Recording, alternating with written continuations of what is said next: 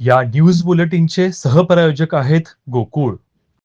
खेड्याच्या जीवनाचा आत्मा असलेला समूहभाव आणि सहानुभाव ढासळल्यामुळेच आज समाजात विविध प्रश्न निर्माण झाले आहेत, असे परखड मत ज्येष्ठ साहित्यिक डॉक्टर राजन गवस यांनी व्यक्त केले.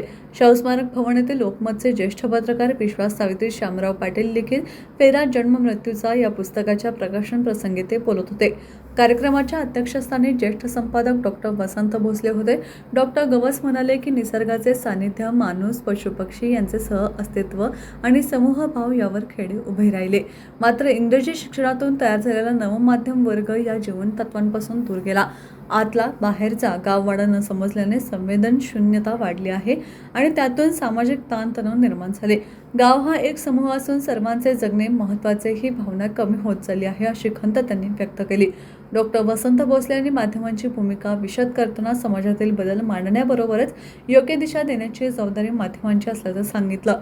विश्वास पाटील यांचे लेखन समाजहित केंद्रस्थानी ठेवणारे व प्रबोधनात्मक असल्याचे त्यांनी नमूद केले. पुस्तकांच्या भूमिकेवर बोलताना विश्वास पाटील यांनी श्रद्धा आणि अंधश्रद्धा यातील फरक अधोरेखित केला.